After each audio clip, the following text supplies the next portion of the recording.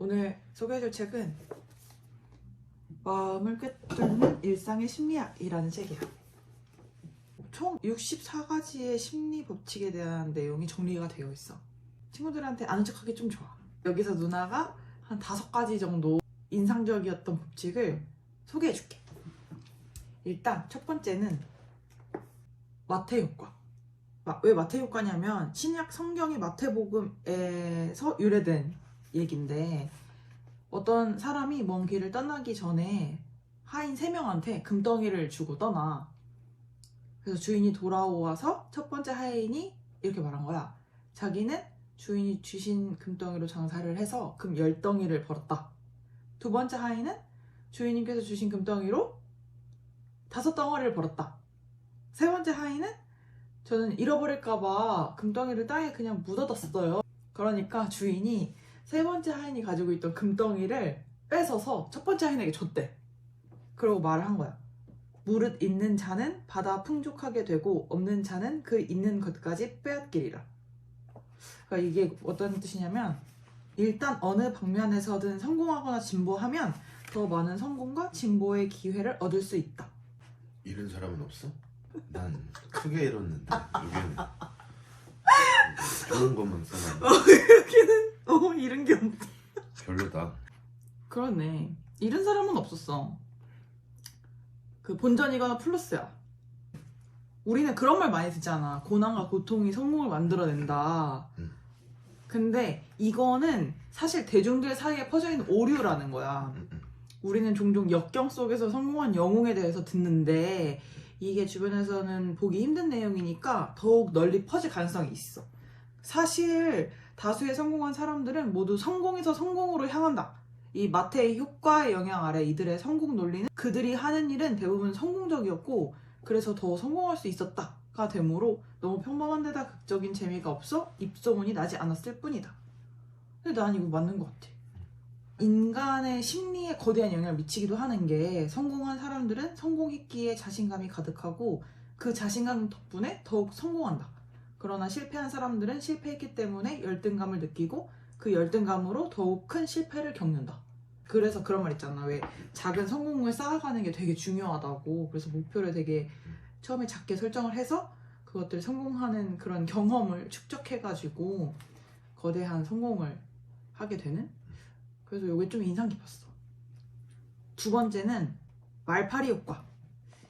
이게 뭐냐면, 아무리 나태하고 게을러 꼼짝도 못하는 말일지라도 말파리가 물면 즉시 정신을 차리고 쏜살같이 내달리게 된다. 이처럼 사람도 무언가 정신을 번쩍 차리게 하는 자극이 있어야 해이해지지 않고 노력해 앞으로 나아갈 수 있다는 것을 일컬어 말파리 효과라고 한다. 여기에 링컨의 일화가 나와. 1860년에 링컨이 대선에서 승리한 다음에 내각을 구성하는데, 거기에서 체스라는 상원 의원을 자기 내각으로 끌어들여. 그때 당시에 체스라는 사람이 백악관에 들어가고 싶어 했는데 대통령한테 패해가지고 앙심을 품고 있을 거다. 그래서 이제 링컨의 측근들은 그 사람을 내각으로 선발해서는 안 된다 이렇게 했는데, 링컨이 아 그렇군요 감사합니다 하고 체스를 내각으로 선발한 거야.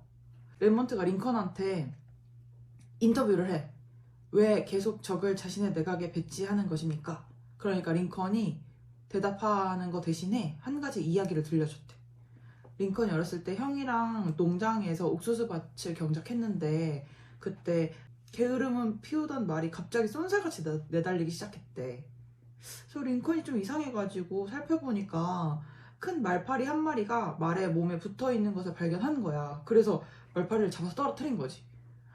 그걸 보고 그의 형이 야, 왜 말파리를 잡아? 바로 그놈이 이 말을 달리게 만드는 거야! 라고 한 거야. 그래서 링컨이 레몬트한테 말했대. 이제 왜 제가 체스를 내각에 임용했는지 궁금증이 풀렸나요? 링컨은 시시각각 자신의 위치를 위협하는 정치인을 내각에 끌어들임으로써 말파리를 주시하는 말처럼 자신이 자만하지 않고 앞을 향해 달려갔으면 하는 바람이 있었던 것이다. 아무리 의욕이 없고 게으른 말이라도 말파리에게 쏘이면 정신을 차리고 빠르게 달아나는 것처럼 사람도 마찬가지다. 심리학자들이 연구해서 발견한 것은 사람은 서 있기보다 앉아 있기를 더 좋아하고 움직이기보다 가만히 있는 것을 더 좋아한다는 것이다. 이는 사람의 내면에서 편안함을 찾는 본능 때문이다. 사람의 잠재력은 모두 자극에서 나온다. 모든 사람은 타성이 있어서 외부의 자극이나 진동이 없으면 지나치게 보수적으로 변하고 편안함만을 추구하며 그저 그런 인생의 길을 걷게 된다. 그러면서 주위의 훌륭한 인재들을 보며 한숨 섞인 한탄을 쏟아낸다. 그들의 천부적인 재능과 뛰어난 두뇌를 부러워하는 것이다. 하지만 우수한 인재가 아니라고 해서 반드시 평범하다고 말할 수는 없다. 그들은 단지 동기부여가 부족해 자신의 진정한 잠재력을 발휘하지 못했을 가능성이 크다. 따라서 성공을 얻고 싶다면 주동적으로 외부의 자극을 받아들여야 하며 외부의 스트레스를 내부의 동력으로 바꾸고 숨어있는 자신의 진짜 실력을 발굴해내야 한다. 자, 여기까지 말파리 효과였습니다. 사람을 설득하는 방법에 대해서 꿀팁이 있어가지고 하나를 소개해줄게. 대답 일관성의 원리라는 거야. 심리학자인 토머스 모리아티는 경마장의 도박꾼에게서 재미있는 현상을 발견했대. 한 도박꾼이 자신이 고른 말에 판돈을 걸면 그는 곧 이 말에 대해 자신감을 가지며 이 말은 틀림없이 모든 말 중 최고일 것이라고 굳게 믿게 된다는 것이다. 이처럼 모리아티는 우리가 어떤 결정 혹은 선택을 하면 자신이 내린 결정 혹은 선택을 합리화하고 그에 부합하도록 스스로에게 강요한다고 생각했다. 브리테니커 백과사전은 직판으로 판매된대. 판매회사는 충동적인 소비가 가져오는 부정적인 영향을 피하려고 한 가지 규정을 만들었대. 고객이 책을 구매한 다음에 15일 동안 숙려 기간을 줘. 그리고 이 기간 안에는 무조건 반품할 수 있어. 통상적으로 숙려 기간 내 반품률이 70%래. 근데 우수 판매원들의 반품률은 25%밖에 안 됐대. 이게 그 아까 설명해준 대답 일관성의 원리로 사람을 설득한 거야. 판매원들은 그 구매자한테 이렇게 질문을 한대. 이 책을 사는 것을 확신하십니까? 이성적으로 이 책을 구매한다고 확신하십니까? 구매 후 후회하지 않을 것이라고 확신하십니까? 이렇게 하면 구매자들은 확신한다.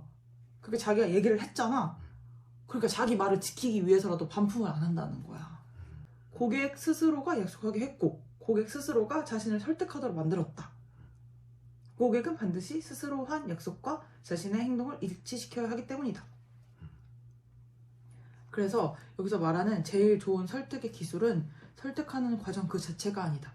상대방이 스스로 약속하도록 유인하는 방법을 생각하고 자기 스스로 설득하게 만드는 것이 진정한 설득의 기술이다.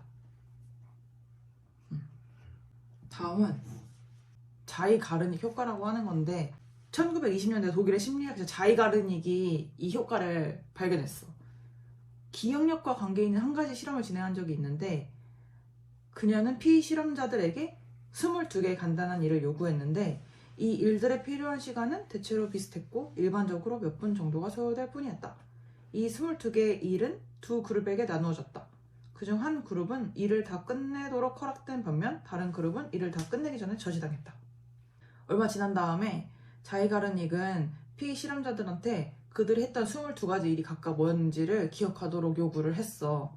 결과적으로 봤을 때 평균적으로 완성하지 못한 일에 대해서는 68% 정도 기억했고 완성한 일에 대해서는 43% 정도 기억했대. 그러니까 피실험자들은 미완성한 임무를 더욱 잊지 못하고 마음속에서 쉽게 지우지 못한 거야. 그래서 이 현상을 자이가르닉 효과라고 해. 이 일을 완성하지 못하고 중단했을 때 이러한 긴장 상태는 한동안 지속되고 미완성한 임무 역시 계속 마음을 짓누른다. 그러나 임무를 완성하면 이러한 긴장 상태는 즉시 사라지고 우리의 뇌는 그 임무를 쉽게 잊어버린다. 어떤 일을 하고자 할 때 가장 좋은 방법은 즉시 시작하는 것이다. 일단 시작하면 자이가르닉 효과가 발휘되어 그 일을 완성하기 전에는 그만두고 싶어도 그만둘 수 없다. 반대로 일을 계속 미루고 어떤 특정 시점을 기다렸다가 다시 시작하겠다고 생각한다면 우리는 그 일을 영원히 시작할 수 없을 것이다. 자이가르닉 효과는 이미 시작했지만 완성하지 못한 일을 우리가 가장 마음에 두고 잊지 못한다고 말한다. 이왕이면 가능한 한 빨리 첫걸음을 내딛어보자. 일단 첫걸음을 내디디면 우리가 가는 길을 막을 수 있는 사람은 아무도 없다. 그게 요점인 거야? 즉시 시작하는 것? 이게 도움이 된다. 결국에는 끝까지 할 수 있다. 디드로 효과라는 게 있어. 프랑스 철학가인 드니 디드로. 어느 날 친구가 그 디드로라는 사람한테 엄청 고급스러운 가운을 선물했어. 그러니까 디드로가 너무 기쁜 거야. 그런 걸 제가 가져본 적이 없어가지고. 그래서 집에 가서 그 가운을 딱 입어봤는데 이 가운에 자기 집안에 있는 가구들이 상대적으로 다 너무 낡아 보이는 거지. 그래서 그 가운이랑 조화를 맞추기 위해서 집안의 가구를 다 바꿨대. 새 가구로. 결국 주위의 모든 환경을 가운의 품격에 맞췄다. 그럴 수도 있네. 이렇게 바꾸고 나니까 마음이 오히려 불편했대. 일시적 충동이 지나간 후 그는 내가 가운에게 지배당했구나 라는 사실을 깨달았기 때문이다. 디드로 효과라는 게 과소비하는 미국인들이라는 저서에도 나오는데 새로운 물건을 가진 후 그에 어울리는 물건을 끊임없이 배치하여 심리적 통일성을 추구하는 현상을 가리킨다. 인간이 벗어나기 힘든 10대 심리 중 하나이기도 하대. 이해돼? 이해 너무 잘 되는데? 아이폰 샀다가 워치 샀다가 패드 샀다가 펜슬 샀다가 키보드 사니까 이게 애플에 지배됐는데? 또 소크라테스의 이야기에서도 이런 게 나와. 소크라테스는 학생들을 아테네에서 가장 북적이는 시장에 데리고 가서 수업을 했대. 시장을 다 둘러본 후 소크라테스는 학생들에게 물었다. 너희들은 이 시장에서 무엇을 찾았니? 학생들은 중구난방으로 대답했다. 시장에는 물건도 정말 많고 맛있는 것도 많고 볼 것과 놀 것도 정말 많아요. 헤아릴 수 없이 많은 놀거리, 입을거리와 먹을거리 등 모든 것이 다 있어요. 선생님 수업만 아니라면 저희는 분명 물건을 잔뜩 싸서 집에 돌아갔을 거예요. 소크라테스는 고개를 저으며 다시 말했다. 나는 너희들과 반대로 생각한단다. 이 시장에서 내가 발견한 건 이 세상에 우리가 실제로 필요한 물건은 그렇게 많지 않다는 거야. 이어서 소크라테스는 말했다. 우리가 사치스러운 삶에 바쁘고 지칠 때 행복한 삶은 이미 우리에게서 점점 멀어지고 있단다. 행복한 삶은 아주 간단해. 예를 들어 가장 좋은 방은 필요한 물건만 있고 쓸모없는 물건은 많지 않은 방이라는 거야. 우리의 생활에서 쓸모없는 무언가가 있다면 이 물건을 꼭 우리가 가져야 할 게 아니라면 포기하는 법을 배워야 한다. 포기를 알면 비로소 욕망의 무한한 팽창을 막을 수 있고 자신의 삶에 더 충실해지며 태어나고 홀가분하게 살 수 있다. 디드로 효과에서 벗어날 수 있는 유일한 방법은 자신의 과한 욕망을 억제하고 줄이는 것이다. 번잡하고 무의미한 욕망을 버린다면 자신의 삶을 더욱 충실하고 아름답게 만들 수 있다. 그러니까 어떻게 와치부터 버려야 되나? 이거부터 버려야지. 아무 쓸모 없는 것 같은데. 그래 하나씩 버려봐.